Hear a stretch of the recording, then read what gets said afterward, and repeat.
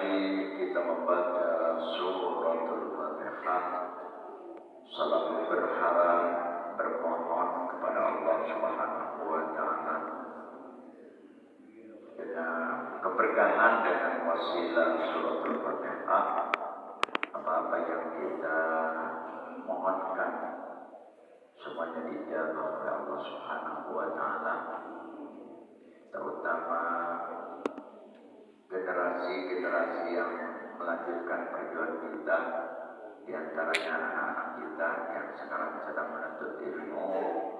Mudah-mudahan dikuatkan fisik dan mentalnya, sehingga apa yang kita harapkan menjadi putra-putra yang soleh, putri-putri yang solehah, diwujudkan oleh Allah Subhanahu wa taala.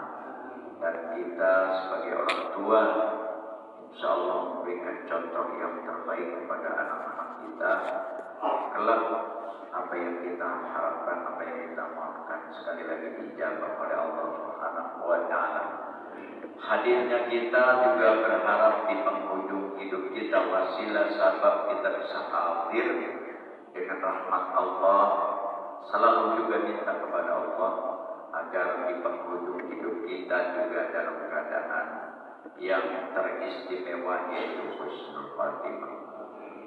Al-Fatihah. Allah yaftahu alaina futuhal arifin wa yufaqqihuna fid din wa yarzuquna kamal al-ikhlas wal yaqin thumma ila arwahil ulama'il 'amilin wal awliya'is salihin wa walidin al-hadirin ajma'in thumma ila al-mu'allif hadzal kitab fadilatul syekh Imam Jalal Allah yaqbal minal jami' wa ya'fu 'anil jami' wa yasluh sya'nal jami' fid din wa dunya wal akhirah wa 'ala kulli niyatin shalihah wa ila hadratin nabiyil mustafa Muhammadin sallallahu alaihi wasallam.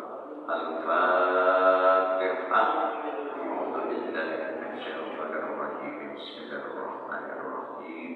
Alhamdulillahi rabbil alamin. Ar-Rahmanir-Rahim, Maliki Yawmiddin, Iyyaka na'budu wa iyyaka nasta'in, ihdinas siratal mustaqim, siratal ladzina an'amta 'alaihim, ghairil maghdubi 'alaihim waladdallin. Amin.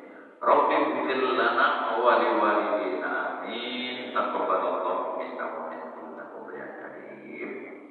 Bismillah walhamdulillah wassalatu wassalamu ala rasulillah wa ala alihi wa sahbihi wa mawala wa la hawla wa la quwwata illa billah. Amma ba'du. Yang sama kita cintai, kita hormati, kita muliakan para pembina, para penasehat di lingkungan Masjid Nurul Falah beserta seluruh anggota dan jajaran, ketua DKM dan seluruh jajaran, orang-orang tua kita, juga para kiai, para tokoh, para ustaz, ustazah, semuanya hamba-hamba Allah yang disayang Allah Subhanahu wa taala, para ibu, para bapak, juga anak-anak semuanya. Alhamdulillah, biidznillah wa biiradatillah wa biinayatillah kita bisa hadir dalam kegiatan yang merupakan kewajiban kita, yaitu thalabul ilmi. Dan alhamdulillah kita masih dipertemukan dengan bulan Muharram. Saat ini sudah masuk tanggal 25. Berarti beberapa hari lagi Muharram akan pamit. Kita jumpa dengan Syahrul Khair.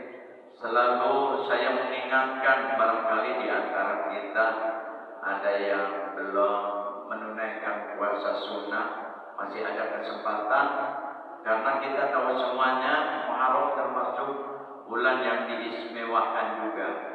Sampai-sampai kata Rasulullah, siapa yang berpuasa di bulan Muharram ini satu hari dia menjalankan puasa, efek kebaikan menjalankan puasa sunnah satu hari di bulan Muharram ini Allah akan berikan nilainya 30 hari.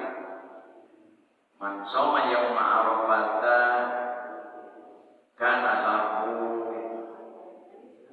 kafarata sanatain wa man shoma yauman minal muharram kana lahu bi kulli yaumin 30 yauman atau kama qala Rasulullah sallallahu alaihi wasallam. Jadi mengingatkan kepada semuanya, wabil khusus anak-anak muda, kalau emak bapaknya pasti sudah pada puasa. Ini kadang-kadang yang muda-muda sibuk. Nah, mumpung masih ketemu dengan Muharram, manfaatkan kesempatan ini. Kita nggak tahu Muharram 1448 Hijriah yang akan datang, apakah masih ketemu atau enggak, kita nggak tahu. Yang jelas hari ini adalah hari ke-25.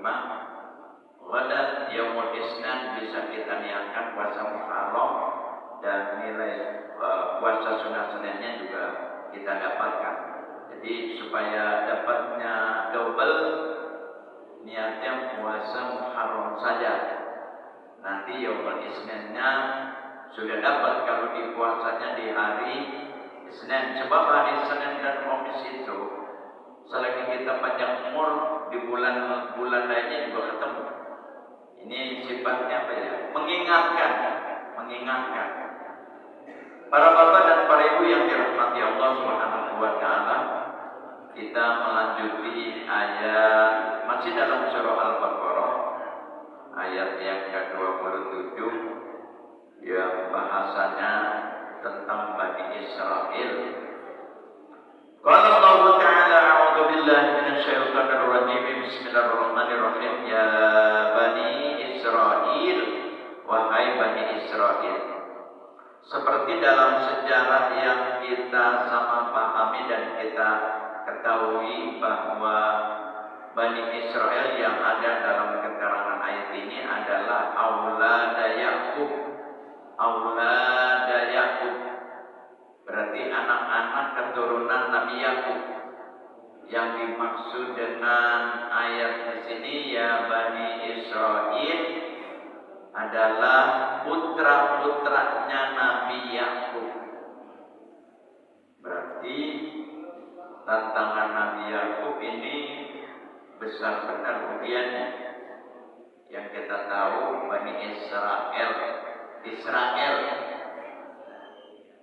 kalau bahasa kita, orang Israel itu pada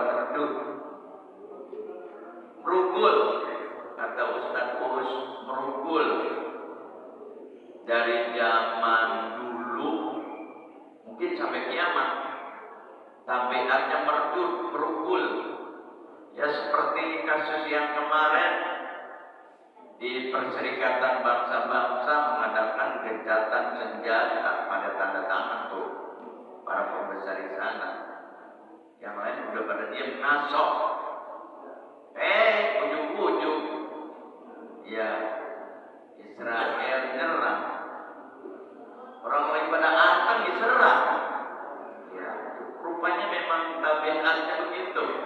Ya Allah, dulu di Madinah juga begitu. Di depan Rasulullah, yes, kata Rasulullah, wahai penduduk Madinah, kita jaga di Madinah sama-sama. Ada Bani Israel, ya udah macam-macam. Jadi di Madinah dulu zaman Rasulullah juga sama Pak. Ya, ada yang agamanya bukan Islam, tapi menjaga Madinah sama-sama. Tapi Bani Israel di depan Rasulullah iya, tapi di belakangnya orang. Alhamdulillah, sampai sekarang begitu. Jadi kalau cerita Bani Israel adalah anak-anak keturunan putra-putra Nabi Yakub, berarti Nabi Yakub ini ujiannya besar banget. Ya, gede banget ujiannya. Anaknya itu beda-beda, walaupun satu, kalau bahasa di Kalijabe satu gudang, ya, satu emak satu bapak, tapi karakternya beda-beda. Coba kalau kita baca sejarah Nabi Yusuf, ya saudara-saudaranya Nabi Yusuf memang hatinya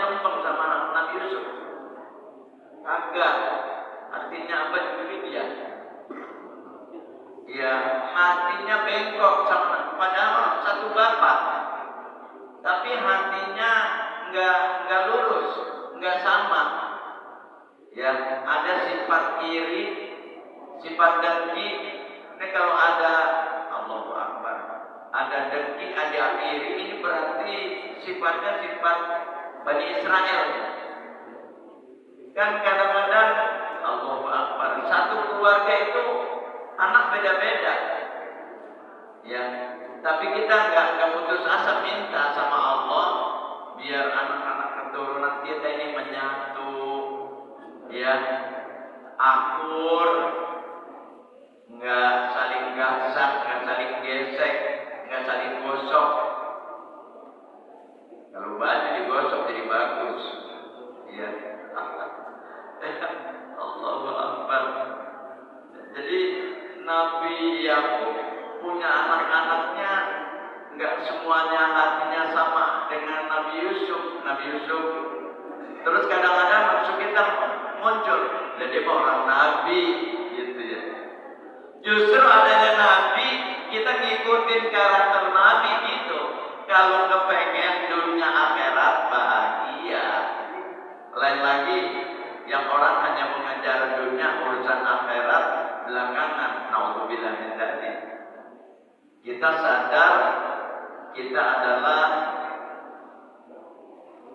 hamba-hambanya Allah yang asalnya secara fisik kagak ada, kemudian diadain sama Allah, nanti kembali lagi kepada Allah. Itu pasti, ya, karena kita milik Allah, nanti Allah akan ambil lagi. Itu hak Allah. Sesungguhnya kita ini adalah milik Allah, dan sesungguhnya kita ini pasti akan kembali diambil lagi sama Allah. Siapa yang berani menentang? Gak ada yang berani menentang. Jadi para bapak, para ibu yang dirahmati Allah, yang dimaksud dengan ya Bani Israel ini adalah wahai Bani Israel, wahai anak-anaknya Nabi Yakub. Ya. Selain Nabi Yusuf ada tuh. Kalau bahasa kita mah adiknya lah, adiknya yang paling kecil. Siapa namanya? Bang Benyamin. Enggak makan Netanyahu, kata Ustaz Bos. Ya, karena dia orang sana. Mungkin kalau orang sana makan Netanyahu. Ya, Benyamin orang Nyamuk. Ya, tapi astagfirullah. Ya, sejarah lengkapnya di dalam Al-Quran itu baca dalam surah Yusuf itu ada riwayat Nabi Yusuf, perjuangannya. Hampir rata-rata orang baik mah perjuangannya berat. Ya, di lingkungan mana saja kalau orang baik pasti perjalanannya penuh dengan lika-liku. Dalam hadis di kitab Riyadhus Shalihin ada disebutkan mayyuridil, kata Rasulullah dalam sabda beliau, mayyuridillahu bi khairan yusibu minhu. Kalau Allah kehendaki orang itu menjadi orang baik, orang itu diuji. Yusibu minhu, diuji. Ya, ada di satu kampung kagak pernah sholat orang, sama masjid kayaknya apa ya, kagak betah. Suatu saat datang ke masjid, temennya jamaah yang lain maksudnya guyonan, ya, tapi ngomongnya rupanya nggak cocok sama yang diomongin. Tumben belum masjid. Ya Allah, rupanya mentalnya kagak kuat. Dibilang tumben, mestinya kalau hatinya lurus, jawabannya alhamdulillah, doain saya ya biar istiqomah, gitu kan. Rupanya responnya nggak tepat, ngambek, kagak datang lagi.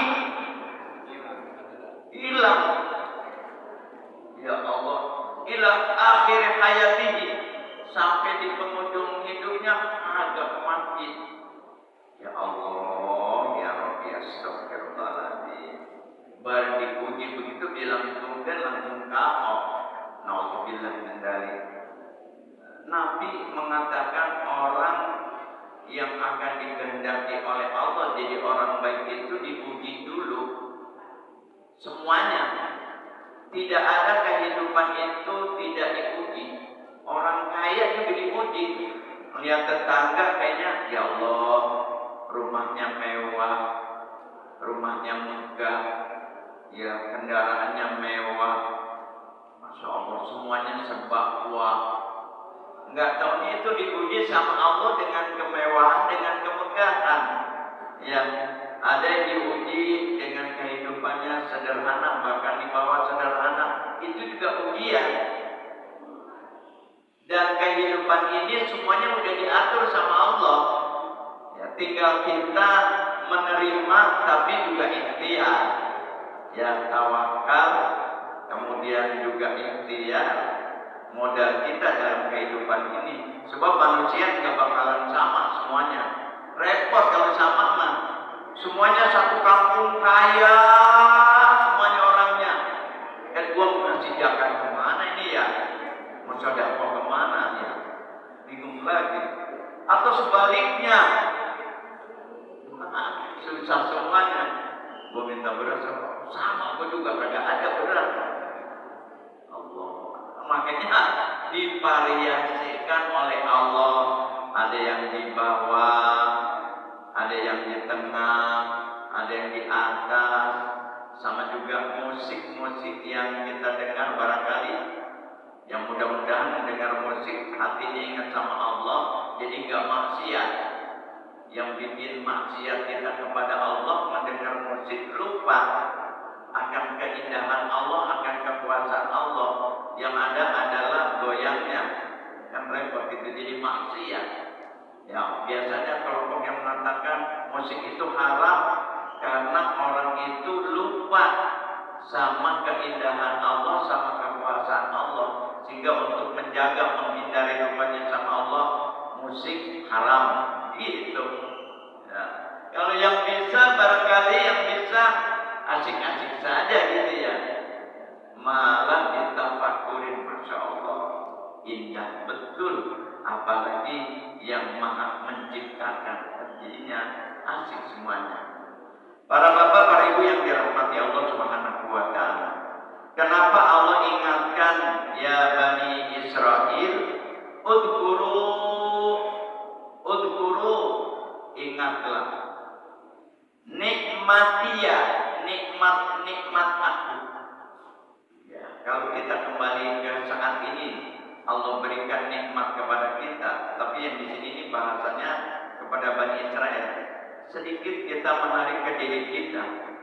Subhanallah, alhamdulillah, bersyukur kita di pagi ini nikmat betul. Dengan mudah dibangunkan, walaupun bisa jadi perantaraan bangun itu beragam. Ada yang sudah terbiasa, walaupun nggak pakai alarmnya langsung pribadinya. Pokoknya kalau udah jam 3:30 tuh mata langsung terbuka. Itu nikmat Allah. Jadi rizki yang Allah berikan, kadang-kadang kalau sudah bicara rizki, itu bayangannya lebaran, fulus. Ini umumnya begitu tuh. Alhamdulillah, aneh dapat rezeki. Dia kagak sadar itu kalau badannya sehat, jasmani, rohaninya sehat, itu rezeki itu. Ya, Allah buka mata jam 3:30 dibuka dengan mudah. Alhamdulillah, ya Allah, terima kasih. Ya, enggak merasa berat, matanya terbuka, nikmat. Coba kalau matanya ditutup terus. Ya, kalau zaman dulu kan sakit mata sampai kotoran matanya mengumpul sini, kenceng, sasarannya air liur. Iya.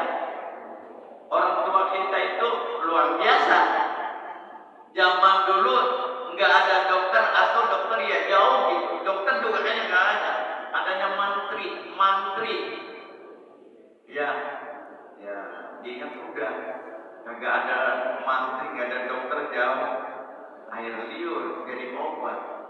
Itu kuasa Allah, itu rezeki itu. Coba kalau akalnya nggak diberi pemikiran air liur jadi obat, bingung. Ya Allah, tertutup, udah matanya tertutup, listrik juga belum ada. Ya Allah, kita yang berapa zaman yang lalu diberikan panjang umur sampai saat yang sekarang teknologinya luar biasa, ya. Tapi kadang-kadang dengan kemajuan teknologi jangan lupa, ya, saking hebatnya teknologi, ada orang mengatakan nggak usah sekolah, ya, nggak usah belajar, ikut ujian aja, ya, ujiannya nanti jawabannya kalau udah bingung buka aja, ya, jadi jawaban itu mah bukannya ujian, pindahin, ya, ini kelemahan kalau cara berpikirnya seperti itu, jangan sampai sehingga muncul kasus-kasus, ya, apakah kasus ijazah palsu. Iya, sebetulnya kualitas dalam kehidupan kita memang harus seimbang antara keilmiahan pengetahuan dengan fakta yang ada, ya, atau bahasa sekarang sertifikat.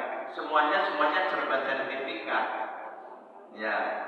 Urusan haji, pembimbingnya harus ada sertifikat, nah, sekolah harus ada, semuanya itu bentuknya duniawi, karena hidup di dunia ya harus ada buktinya, seperti itu. Wahai Bani Israel, udhkuru, ingatlah kalian wahai Bani Israel, wahai anak-anaknya, putra-putranya Nabi Yakub, dengan mensyukuri nikmat-nikmat aku, allati an'amtu alaikum, yang aku sudah beri nikmat kepada kalian. Ini Allah langsung bilang gitu, hai Bani Israel. Nah, sehingga Bani Israel itu di kita ini udah hafal betul, walaupun mungkin kita nggak tahu keadaan di sana dengan kemajuan teknologi sehingga sampai ke kampung kita, Iran sama Israel lagi perang. Tapi orang-orang tua kita dulu televisi aja kagak ada. Jadi kalau lagi ngomel kadang-kadang bilang kamu kayak Bani Israel. Berarti orang-orang tua kita dulu udah tahu itu. Ya, memang sejak dulu begitu orang Israel. Sampai Allah mengingatkan, wahai Bani Israel, ingat dengan nikmat-nikmat yang aku berikan kepada kalian. Jadi bukan sekedar nikmat, berarti nikmat-nikmat itu banyak. Dan seperti kita, nikmat dari mulai ujung rambut, ujung kepala sampai telapak kaki, nikmat betul. Ya, coba diuji sama Allah, bangun tidur kepalanya sebelah ini sakit, apa tuh migrain ya? Ya, ya Allah, padahal mau niat ngaji, kok kepala berat kepalanya, diuji lagi gitu. Jadi ketika kita sehat nih pagi hari ini, ya Allah terima kasih ya Allah segala nikmat yang Kau berikan. Ai ala abaikum minal inja'i min Fir'aun. Yang dimaksud dengan nikmat-nikmat yang aku berikan kepada kalian wahai Bani Israel, diantaranya bapak-bapak engkau nih wahai Bani Israel sudah diselamatkan dari ancaman Fir'aun. Ya, kalau cerita mundur, ya, Fir'aun itu kan bukannya satu orang. Kita kan bayangannya Fir'aun itu satu orang. Fir'aun itu banyak. Ya, kalau bapak-bapak, ibu-ibu, umpamanya rihlah tur Mesir, ya itu di museum di Kairo itu di Mesir itu bisa melihat langsung itu Fir'aun, ya Fir'aun. Jasadnya Fir'aun itu ibaratnya diawetin, ya mungkin kalau kita datang ke sana, oh ini dia orangnya, ini dia orang, ya nggak besar, nggak tinggi, ya tapi dia punya kekuasaannya luar biasa. Bagaimana sombongnya Fir'aun, ana rabbukumul a'la, sampai bilang begitu. Orang kalau sudah lupa dirinya, ya atau di beberapa lingkungan atau di negara merasa dirinya super, ya berkuasa di dunia, seperti sekarang ini Israel, itu berarti itu termasuk kekuatan Fir'aun juga ada di dirinya. Ya dikiranya yang punya kekuatan dia, makanya Allah munculkan itu Iran, ya baru nyamuk dia, gitu ya, baru tahu. Jadi tafsir dalam ayat ini, nikmat-nikmatku yang aku sudah berikan kepada kalian wahai aulada Yakub, maksudnya ay ala abaikum, yakni nikmat-nikmat yang sudah diberikan kepada abaikum, bapak-bapak kalian, terus ke atas gitu kan. Diselamatkan min Fir'aun, dan juga selamat dari ancaman Fir'aun, termasuk wafalkil bahri. Ada sebagian yang memang diselamatkan ketika cerita Nabi Musa, ya kan? Nabi Musa yang diserang sama kelompok Fir'aun itu ada juga yang diselamatkan, ya mungkin kalau semuanya pada saat itu mati semuanya, kayaknya Benyamin Netanyahu kagak ada itu. Iya, ada. Jadi kata Allah, aneh selamatin ada sebagian itu, ya. Termasuk yang dilindungi wa tadlilil ghamam wa ghairi dzalik. Nah, kata Allah, kalau sudah Allah bilang udhkurun nikmati allati an'amtu alaikum, mestinya ini disyukuri bi an tashkuruha bi taati. Hendaknya kalian bersyukur. Bagaimana cara bersyukurnya? Bi taati, dengan patuh kepada aku, nurut sama Allah, ya.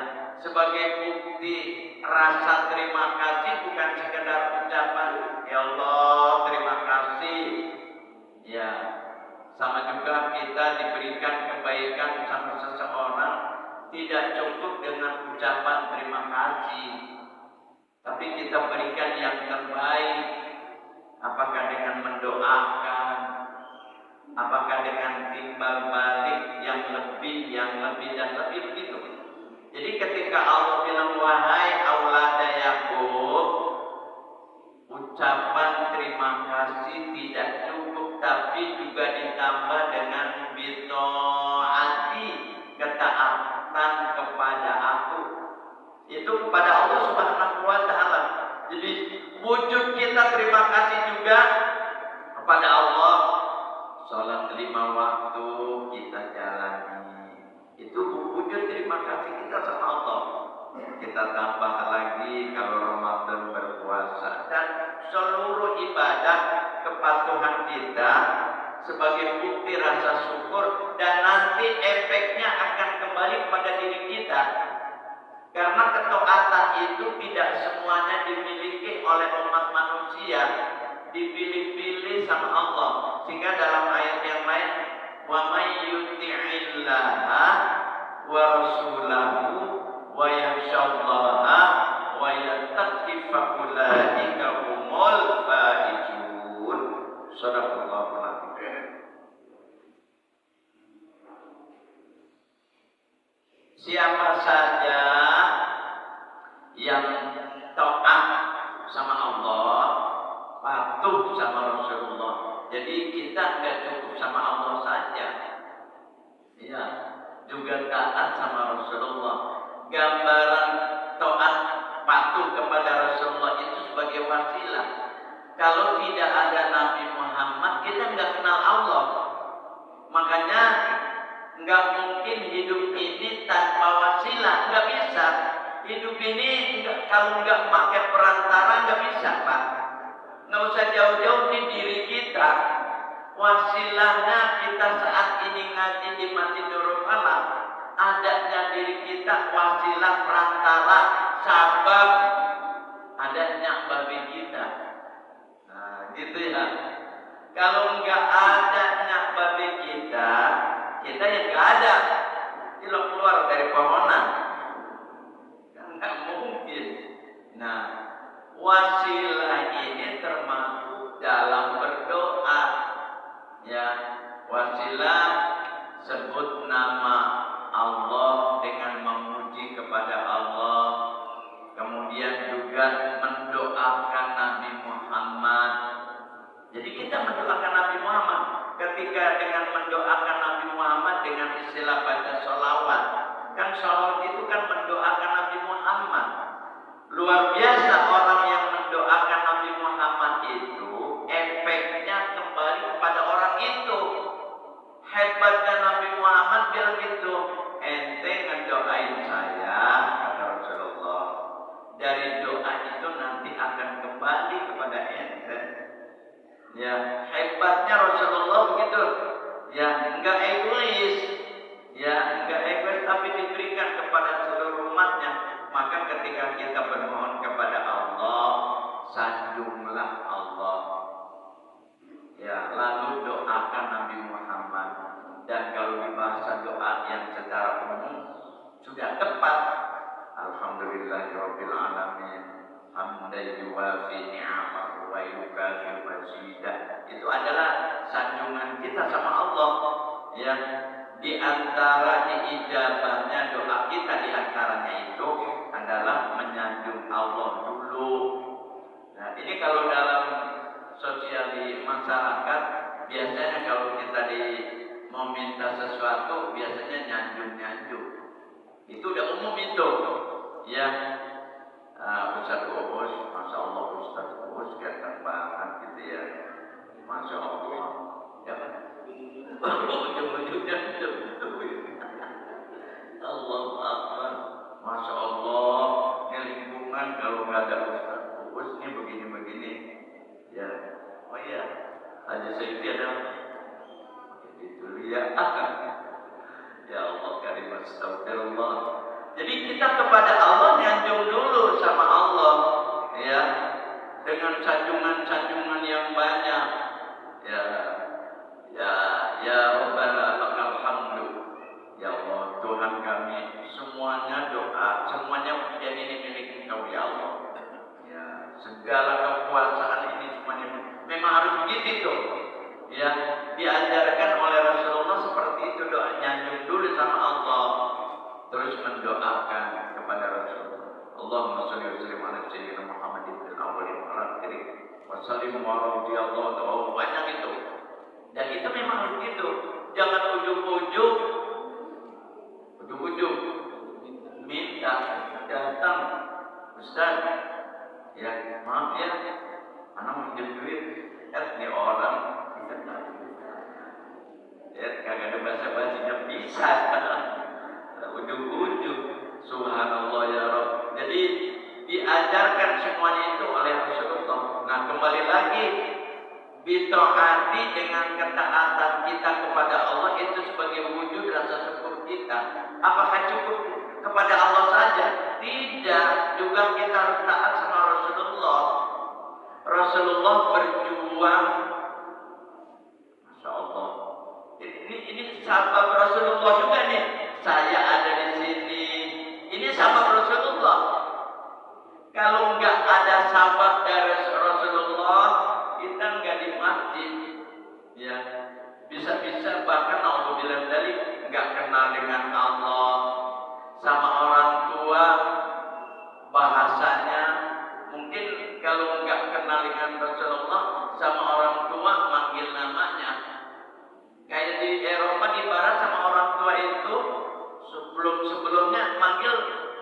manggil namanya sama orang tua.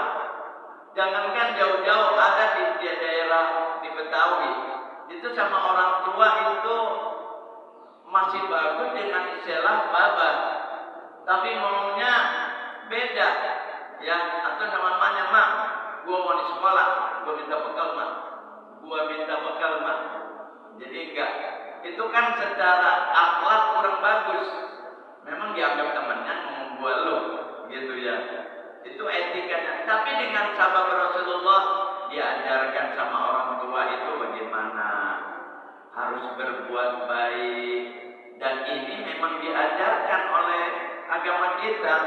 Wa qadha rabbuka alla ta'budu illa iyyah wa bil walidaini ihsana. Jadi prosesnya kepada Allah, kita sembah Allah, kita sujud, kita ruku, kita sholat. Nah, efek dari sholat insya Allah sama orang tua berbuat baik. Dulu Pak Kiai Abdullah Syafi'i menjelaskan begini, sampai-sampai beliau mengatakan kalau orang tua dalam kondisi kurang sehat, umpamanya panjang diujinya sama Allah sehingga enggak bisa bangun, semuanya di situ, sampai naudzubillah dari pipis sampai lainnya di kamar, sehingga di kamar aromanya berbeda, ya. Terus anaknya masuk sambil tutup hidung, umpamanya. Itu kata Kiai Abdullah Syafi'i itu termasuk menghina sama orang tuanya. Ya, jadi masuk ke kamar orang tua aromanya enggak cocok menurut nafsunya, sehingga ditutup atau pakai masker. Itu udah termasuk dosa besar itu kata Kiai Abdullah Syafi'i. Ya, orang tua dulu anaknya usia kecil, mak bapaknya lagi makan, anaknya dibalik, tahu-tahu prok. Kira-kira emaknya ongkong-ongkong nggak lagi makan? Kagak, ngaso, ngurusin ganti popok, ya, bahkan disanjung-sanjung, ya, disanjung anak. Oh, anak pinter, anak raja, anak pinter.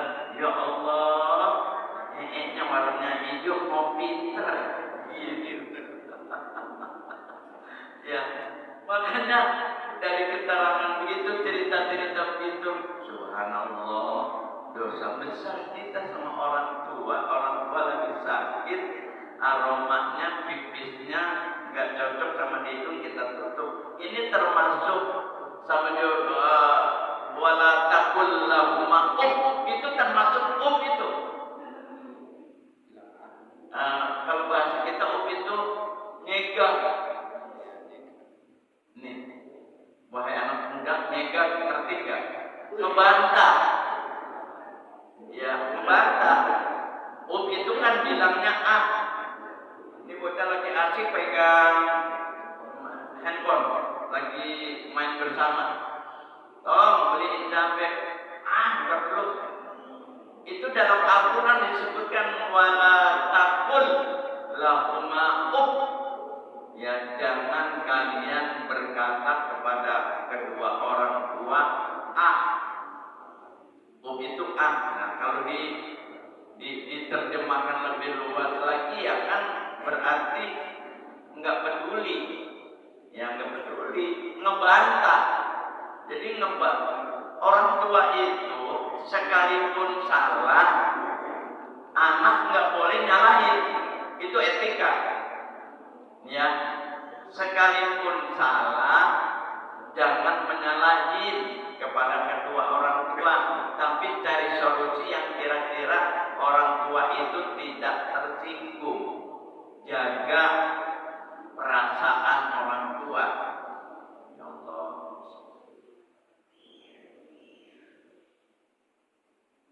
Kan perjuangan khususnya emak-emak nih, ya kan? Bayangkan saja mau punya anak, perjuangannya kan luar biasa. Yang namanya ngidam, ibu ya. Ini bapak-bapak juga pasti ada yang ngerasain ngidam juga. Emaknya nyantai, bapaknya mabuk. Ada yang begitu, ya, ada yang begitu. Jangan-jangan bisa tusuk gitu pernah kalian. Ya, ya Allah, nih emak-emak yang lebih tahu dah. Ngidam itu perjuangannya luar biasa. Makanya kita walaupun udah jadi orang tua ingat punya babi kita. Berarti dulu perjuangannya luar biasa. Apalagi zaman dulu beda dengan zaman sekarang.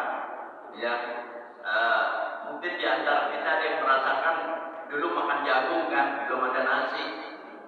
Ya Allah, sampai bagaimana mendapatkan beras dicampur sama jagung, gitu ya. Ya Allah, ini sekarang zamannya sudah enak banget. Jadi kilas balik sekian puluh tahun orang tua kita itu berjuang buat anaknya bagaimana supaya dapat beras. Ya Allah, kebanyakan jagung berarti yang paling serau. Ya Allah, jadi ini yang sekarang ini kita hidup masa ini, ya. Sebab saya merasakan juga Allah Akbar. Ya Allah, terima kasih ya Allah. Allah maafkan ya Allah. Jadi bapak dan ibu yang dirahmati Allah, ketaatan kita kepada Allah sebagai bukti rasa syukur, kepatuhan kita kepada Nabi Muhammad sebagai rasa syukur, dan itu efeknya kembali kepada diri kita. Dalam ayat yang tadi saya baca, wa may yuti'illah wa rasulahu wa yakhshallah, dengan ketaatan kita kepada Allah, patuh kita kepada Allah, itu insya Allah akan muncul rasa takut sama Allah. Bagaimana rasa takutnya? Kita bisa menjalankan sholat 5 waktu. Nanti kalau nggak sholat, nanti Allah akan mengadab kita. Umpamanya muncul ada rasa takut. 1 hari di neraka itu hitungan 1000 hari di dunia. Jadi 1000 hari di dunia, di sana cuma 1 hari.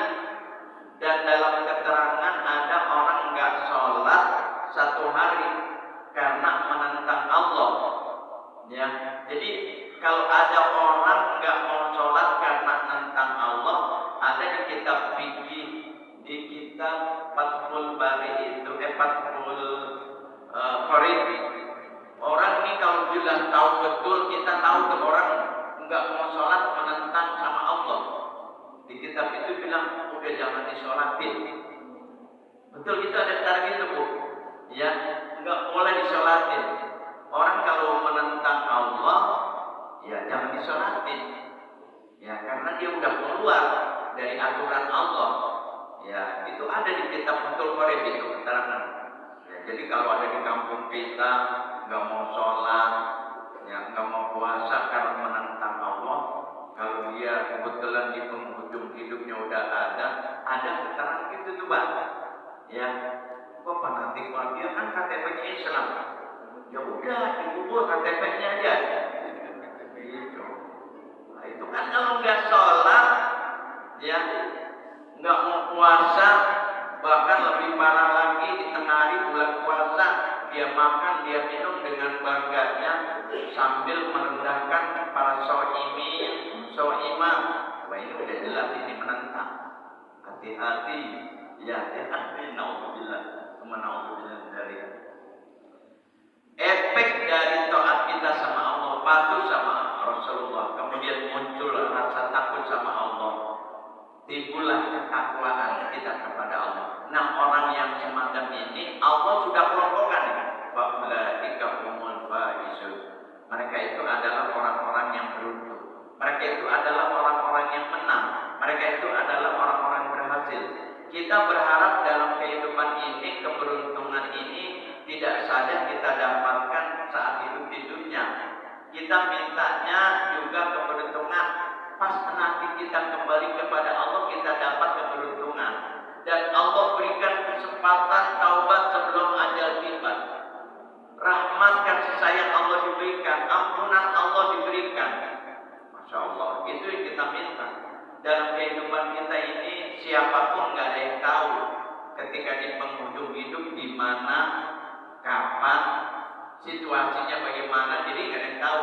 Tapi proses dalam kehidupan kita ini kita minta terus minta.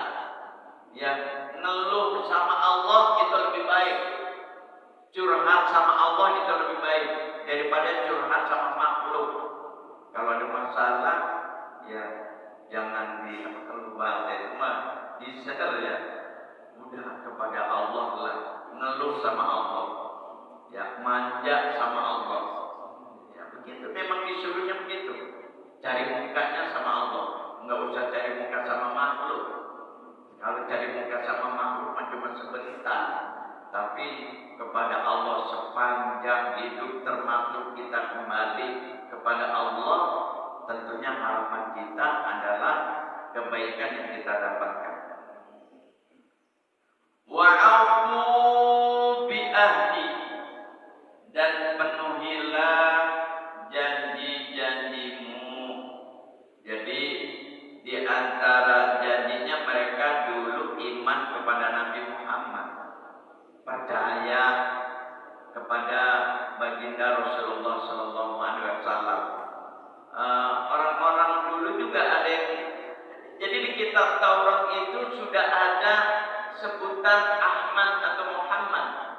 Dari mulai kitab-kitab yang kita tahu kan, ada kitab Zabur, Injil, Taurat. Itu Nabi Muhammad udah disebut itu. Nanti bakalan ada Nabi akhir zaman. Ada penutup para nabi, Khatamul Anbiya wal Mursalin. Ya, khatam. Khatam itu kan bahasa kita mah kalau nonton film cowboy terakhir di end. Tapi kita dulu baca film The End. Itu udah habis itu. Udah kelar dah. Itu filmnya bubar dah. Ya. Jadi setelah Nabi Muhammad udah gak ada nabi lagi. Khatamul Anbiya wal Mursalin, penutup para nabi dan penutup para rasul. Zaman sekarang, ya Allah, bahkan ada yang namanya mas saya lagi tukang cukur jadi nabi. Itu orang. Jadi malu kita. Ya Allah, astagfirullahaladzim.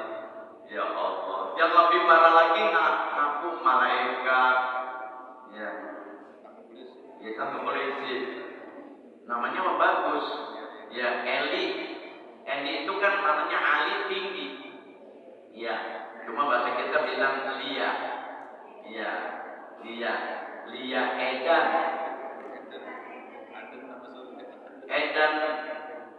Lia Edin ya. Jadi kalau bahasa Arab ditulis ke Inggris, kalau E itu bunyinya I. Jadi Alia Idin, agama yang tinggi. Nikmat, bismillah.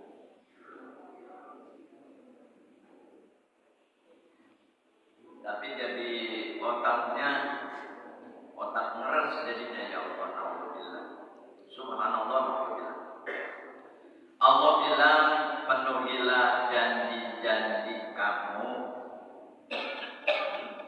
Alladzi ahidtuhu ilaikum, yang telah aku janjikan kepada kamu, yaitu minal iman bi Muhammad. Ya Allah, mohon maaf. Sudah jam 6 berarti suruh berhenti saya.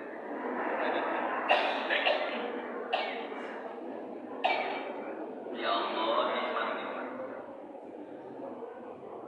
Baik bapak-bapakku, ibu-ibuku, sampai di sini dahulu. Ya, dicoleknya sama batu. Ya Allah, subhanallah. Sesuai dengan apa yang tadi disampaikan. Jadi kalau ada hal-hal yang kurang lengkap, seperti tadi saya belum lengkap cerita dengan Nabi Yusuf. Ya, jadi emak-emakku, bapak-bapakku, di rumah kalau pas kebetulan ada waktu buka Al-Quran, umpamanya surah Yusuf, Quran yang ada terjemahannya kita baca tuh artinya.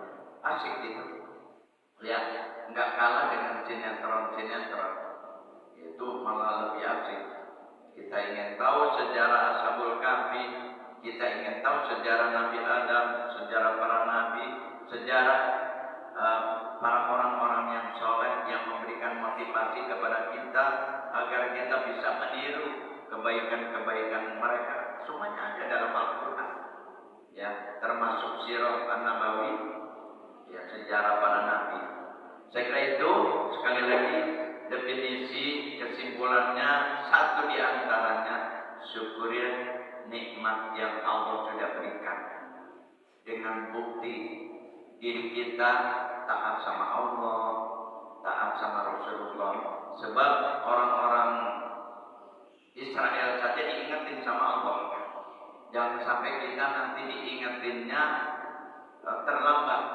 Ya, kalau udah mundur ke Kaleb baru sadar, alhamdulillah, dari senyaman hayat dikandung badan, manfaatkan bersyukur kepada Allah dengan ibadah kepada Allah sekuat mungkin sesuai dengan kemampuan yang ada pada diri kita masing-masing.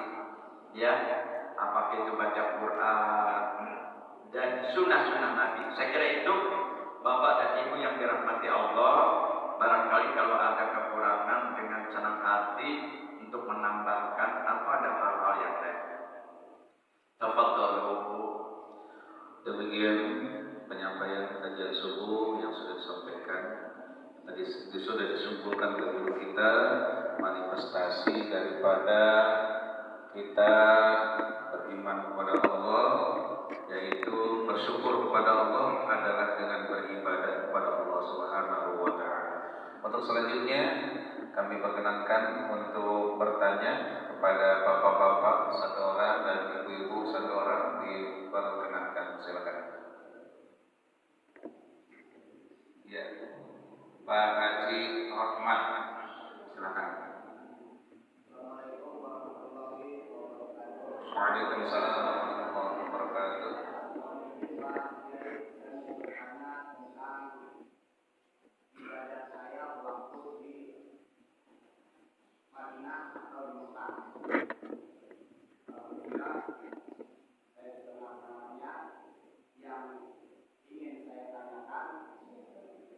Madinah dan di Mekah itu selalu ada sholat goib di setiap sholat akhir maghrib, dan di Mekah jamaah muslim semua selalu menyentuh Ka'bah, sedangkan kita di Indonesia tidak bisa menyentuh Ka'bah kecuali kita mengasih tekad mungkin ya.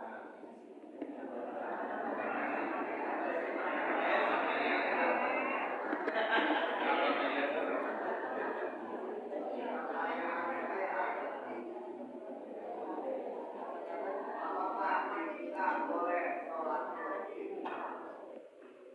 setelah sholat wajib? Yang kedua, apakah kita wajib menyentuh Ka'bah dan apa isi Ka'bah itu? Terima kasih Pak. Maksudnya saat di sana di sholat fardu banyak orang sholat goib doain orang tuanya, maksudnya ya dengan sholat misalnya 2 rakaat. Kemudian juga minta dijelaskan kalau di sana orang kadang ibadah suka nyentuh Ka'bah. Kalau kita di sini kan mustaqbil qiblat, mohon penjelasannya sebagai apa tuh?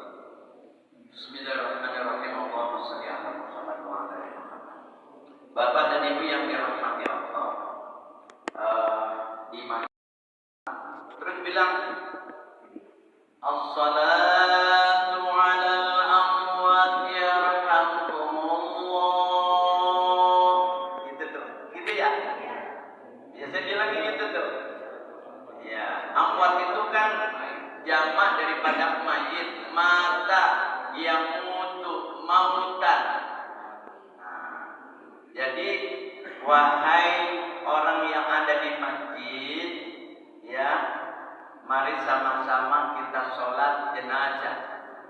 Ada itu di depannya. Kadang-kadang kita sholat tidak dekat dengan imam, ya. jauh. Apalagi kalau posisinya kita subhanallah ada di sebelah barat, ya, ada di sebelah barat, pintunya pintu barat, itu agak jauh. Ini kan Mekah, kalau di peta kan berarti subhanallah ya Rabb, ini Mekah, atasnya Madinah, berarti agak utara selatan, gitu ya, ada utara selatan. Nah, posisi kita di Indonesia, Baitullah, kiblat, diri kita ini berada di Indonesia, ada di sebelah timur. Jadi kalau kita menghadap arah ke barat, ya, ini bukannya ke barat, ke kiblat. Dan posisi kita orang Indonesia itu pas babul Ka'bah. Jadi kalau kita sholat kita bisa sholat di pas ini, di arahan kita kiblat ini pas babul Ka'bah, pintu Ka'bah, berarti Hajar Aswad pasnya. Nah, kembali dengan pertanyaan tadi, sholat jenazah umumnya di kita ini umpama Bang Haji, ya, ada orang meninggal di Jakarta, ulama besar, terus kita terlambat, kepengen sholatin, itu biasa di rumah atau teman-teman di masjid menyolati sholat ghaib. Nah, maksudnya si mayat ini gak ada ghaib. Kalau di sana bukan ghaib, itu yang apalagi di musim haji. Di musim haji itu setiap waktu dalam 5 waktu itu pasti ada yang disolati. Yang terkadang jenazahnya itu lebih dari 2, lebih dari 3, belum tuh bisa 10. Jadi itu ada tim yang mengantarkan. Ya, gerak cepat semuanya. Baru tuh bilang as-salatu 'alal amwat yarhamkumullah. Kita suruh sholat, mensolati jumlah, makanya bilangnya amwat. Jadi bukan 1-2 orang yang meninggal, ya. Beruntung betul orang yang meninggal berada di tanah suci meninggalnya. Dulu ada orang pergi haji sekali berangkat, ya, kemudian kepengen meninggal di sana. Takdir Allah berangkat lagi, kepengen mati lagi di sana. Urusan mati bukan urusan kita, ya. Yang punya hak mengambil nyawa itu adalah Allah. Sehingga di kitab Riyadhus Shalihin itu orang haram hukumnya apa ya, menghina dirinya, atau bahasa kita nyumpahin diri, itu nggak boleh. Termasuk menghina diri itu nggak boleh. Menghina diri, nyumpahin diri. Terkadang orang suka korban gini, iya ya, gue memang goblok, gue memang kagak benar. Itu kagak boleh itu. Iya, nggak boleh itu. Lu mau udah pinter, gue mau goblok, nggak boleh itu. Dalam kitab Riyadhus Shalihin itu nggak boleh nyumpahin diri, ya. Termasuk nyumpahin diri gue biar mati, nggak boleh. Ada juga, ya Allah, hidupkan saya kalaulah memang itu lebih baik bagi saya hidupnya, atau kalau memang mati itu lebih baik buat saya, ya Allah matikan saya. Nggak apa-apa kalau gitu mah. Yang kagak boleh nyerah itu mah putus asa sambil nyumpahin dirinya. Putus asa sambil nyumpahin diri itu nggak boleh itu, ya. Jadi kembali dengan pertanyaan pengaji kita, orang sudah nggak ada mah, khususnya orang tua kita, doa kita itu Allahumma firli wali walidayya warhamhuma kama rabbayani shaghira. Adapun sholat yang namanya ghaib kan di sana memang ada, bukan ghaib itu ada itu langsung, ya. Jadi kalau di belakang tak nampak lah, ya, tak nampak, ya. Jadi agar kita Bilang ada itu, ya. Kalau sholat gaib biasanya tertentu, ya, dan itu memang tidak ada jenazah di hadapan kita. Seperti kemarin tuh, ketika Mbah Maimun wafat, kita kan di Indonesia sholat jenazah gaib. Nah, macam gitu tuh, begitu Bang Haji, ya. Jadi bukan harus habis sholat 5 waktu nyolatin gaib. Ya bukan berarti dilarang, boleh-boleh saja. Tapi ketika untuk orang tua kita sudah Allahumma firli wali walidayya warhamhuma kama rabbayani shaghira. Atau kita selain habis sholat 5 waktu mendoakan, kita ziarah ba'da sholatil Jum'ah, ya. Karena hari Jumat ini termasuk generalnya hari kita istiqomahkan tiap hari Jumat ziarah kubur, ya. Ini ada 2 pendapat nih, ya. Berawal dilarang, tapi berikutnya disuruh sama Rasulullah. Termasuk ada 2 pendapat, wanita dilarang ziarah kubur, wanita, ya. Tetapi wanita yang dilarang itu yang kira-kira datang ke kuburan enggak ingat bakalan mati, ya. Apa ada orang datang ke kuburan enggak ingat sama mati? Wanita datang ke kuburan enggak ingat sama mati? Ada. Datang ke kuburan pakai bajunya seksi, montok. Jadi yang lagi Yasin, udah kagak ingat sama mati tuh. Iya, makanya mohon maaf. Ya mohon maaf.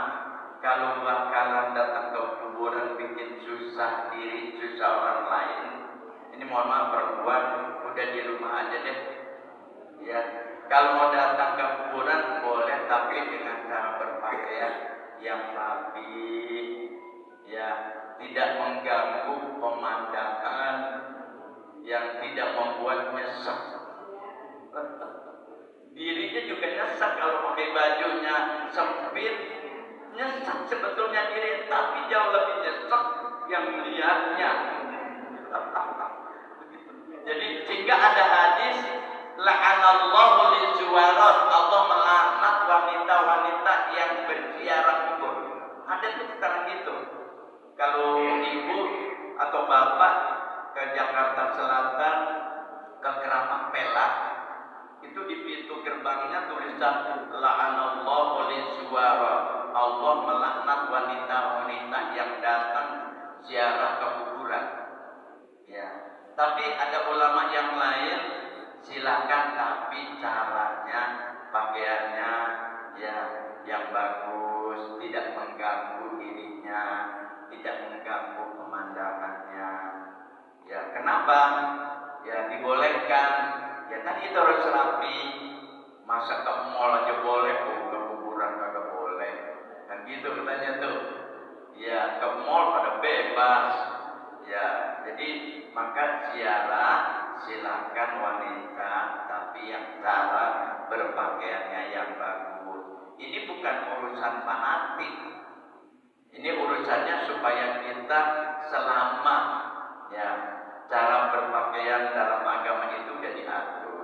Jadi kalau pakaian kelihatannya jilbab, tapi ke bawahnya seksi, ya nggak boleh itu. Ini bukan fanatik. Ini aturan dalam agama memang harus seperti itu. Ya. Kemudian yang kedua, kita nggak megang Ka'bah, ya nggak menyentuh Ka'bah. Jangankan menyentuh Ka'bah, ketika orang berlomba untuk cium Hajarul Aswad, indahnya, idealnya, nawaitu an atufa sab'ata atwabin lillahi ta'ala.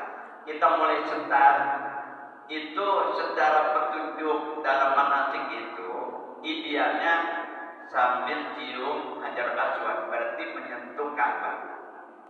Tapi dengan kondisi, ya, dengan kondisi yang tidak memungkinkan, Makanya ada bahasa istilah. Ya, istilah itu bahasa kita mah apa sih kalau anak? Kisbay. Oh, kisbay. Senjau. Gitu ya. Bismillah, Allahu Akbar. Gitu kan. Dan itu tidak termasuk rukun, tidak termasuk wajib. Ya, malah nanti mohon maaf. Ini bukan melarang, bahasanya jauh berpikir ke depan. Umpama kita baru datang ya umroh, memaksakan diri kita untuk idealnya harus satu putaran 1 kali cium Hajar Aswad, 1 putaran. Sementara kondisinya tidak memungkinkan. Naudzubillah dari tiba-tiba lelah, baru 1 putaran, baru 2 putaran kita jatuh terinjak. Umpama, coba aja dilihat. Ya, ketika cium Hajar Aswad itu perjuangannya luar biasa itu. Jangankan cium Hajar Aswad, merapat dekat dengan Baitullah saja perjuangannya bebas. Ya berat betul. Kita berpikirnya, oh saya ini masih ada tugas-tugas yang lain, yang inti, Arafah, Muzdalifah, Mina. Itu kan rukun. Al-wukuf bi Arafah kan rukun. Ya, disebutnya kalau orang berhaji tanggal 9 tidak berada di padang Arafah, berarti orang ini belum menunaikan haji. Al-hajju Arafah. Haji itu wukuf di padang Arafah. Jadi pandai-pandai mengatur strategi, kecuali al-musnahnya sudah oke, sudah selesai, menjelang pulang dikasih jatah masih ada 10 hari lagi. Nah, berjuang tuh boleh cium Hajar Aswad, bahkan bisa masuk ke dalam Ka'bah. Bang Haji Rahmat masuk ke dalam Ka'bah kan? Sempat. Nah, masuk ke dalam Ka'bah sempat? Bisa. Enggak. Ya, saya pernah. Saya kira orang-orang tertentu bisa. Lah kan pintu dikunci. Jangan dari pintu, susah. Hijir Ismail. Yang namanya Hijir Ismail itu area Baitullah. Tahu kan Hijir Ismail? Di samping Ka'bah ada setengah lingkaran. Nah, setengah lingkaran itu dalamnya Ka'bah. Jadi sholat mau madep kemana aja boleh. Tapi umumnya tetap ke Ka'bah. Jadi Hijir Ismail ya itu yang setengah lingkaran. Kalau zaman dulu tahun 80-an enggak ada pintunya, Pak. Sekarang ada pintunya. Dijaganya ketat banget dulu, Mak. Masya Allah. Tahun 80 itu asik banget kita. Apalagi masih muda. Ya, semangatnya juga muda. Masuk juga. Setiap masuk pasti masuk ke situ. Ya, kita kan badannya kecil. Dianggapnya bocah, dibantuin sama orang yang gede. Ya Allah, ya Allah. Ya, dianggapnya bocah, umur udah 30, bocah. Ya Allah, karim astagfirullahaladzim. Jadi begitu. Jadi wal hajir, ketika kita di sana, sholat itu memang luar biasa. Sholatun bi masjid ada afdalu min alfi sholatin bi siwa illa al-masjid al-haram. Amma sholatu bi masjidil haram bi Makkah maksudnya afdalu min mi'ati alfin. Jadi kalau di Madinah putaran sholat itu satu waktu nilainya 1000. Maka di kita itu berupaya sampai 40 waktu. Kan gitu ya. Di Madinah diberi jatah tinggal di Madinah jamaah haji itu bisa sholat 40 waktu arba'in. Ya. Ini jangan dipahaminya salah lagi nih. Dapat arba'in di sana rajin banget. Di Mekah rajin banget. kagak sholat berjamaah. Pas pulang haji kagak mau sholat. Kau ngaji, kau nggak ke masjid. Ya dong, lu mah kagak tahu. Satu rakaat atau satu waktu di sana di Mekah itu 100.000. Ya 100.000. Gua hitung-hitung gua 10 hari kagak sholat, gua sisanya masih banyak. Haji geblek gitu. Ya naudzubillah, jangan berpikir begitu, kagak benar itu. Malah justru sama di sana. Ya fikuli waktu itu ya kita nadhab ilal masjid, itu indahnya begitu itu. Ya. Jadi uang hasil yang pertama udah kita doakan orang tua kita. Ya, yang kedua sekalipun nggak nyentuh, ya nggak apa-apa. Sama juga gini Pak, sholat taraweh orang Mekah dulu 2 rakaat doang, ya 2 rakaat doang, gitu kan? Ya indah.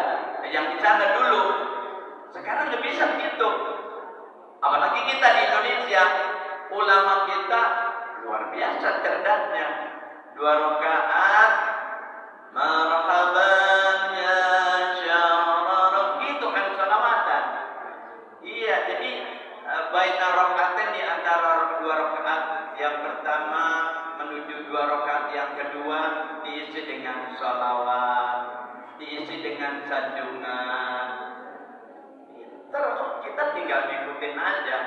Jadi kalau jauh dari Baitullah otomatis jangankan yang jauh, yang dekat aja perjuangannya. Apalagi kemarin, termasuk kemarin Pak, 2019, 2020, 2021, apa itu? Covid. Ya. Baitullah, orang yang berhaji pada saat itu boro-boronya tuh jauh, dengan jamaah juga jarak pembatasnya hampir 3 meter. Ya Allah, anak saya pas lagi Covid itu 2021, ya Allah kasihan betul. Ya, sholatnya dibatasi, geraknya dibatasi, ya masuk ke hotel dijaga, nggak ada yang nongkrong di lobi, nggak ada. Apalagi di lobi kagak ada itu. Di lobi aja kagak boleh, apalagi lobi ya. Di lobi, jadi masuk kamar udah di kamar aja. Ya Allah, sekalian sholat diperiksa dulu, ya baru ke masjid. Masuk masjid diperiksa lagi. Allahu Akbar, astagfirullah. Naudzubillah min dzalik. Mudah-mudahan jangan sampai muncul lagi yang namanya abang Covid itu, yang Covid. Ya, jangan sampai datang lagi. Jadi jangan disugestiin. Beberapa bulan kemarin ada orang ini Covid. Jangan bilang Covid. Jangan disugestiin. Sudah enggak, ini penyakit memang berbeda gitu aja. Jadi jangan sampai diprovokasi, oh ini ada Covid. Ini kan ada orang-orang yang zalim begitu. Ya, pokoknya tetap kita minta sama Allah sehat. Ya kan? Sehat jasmani, sehat rohani, ibadah kita juga sehat. Apalagi Bang Haji Rahman masih anak saya belum minta doa loh. Udah 40 hari belum? Kayaknya belum ya. Berarti doanya masih manjur dia, masih manjur. Ya, jangan berpikirnya sebelum 40 hari nggak boleh keluar dari rumah. Itu jangan salah paham itu. Ya, sampai keteritiban aja kagak berani. Kagak ada larangan. Sebab kalau dibilang kagak boleh keluar dari rumah, ujung-ujungnya kagak sholat Jumat. Emang sholat Jumat sendirian di rumah? Kan orang yang namanya sholat Jumat dia ke masjid berjamaah. Kagak sholat, nggak sholat, pulang haji nggak sholat Jumat. 40 hari hampir 4 Jumat lebih. Innalillahi, ajaran-ajaran siapa itu? Ya, bisik-bisik tetangga yang kagak benar itu. Naudzubillah, itu naudzubillah. Ya, begitu. Mudah-mudahan nggak puas jawaban dari saya. Ya, doain saya Pak Haji Rahmat. Ya, saya kira itu bapak-bapakku, tidak terasa waktu sudah jam 8 kurang 1 jam setengah. Ya, mohon maaf.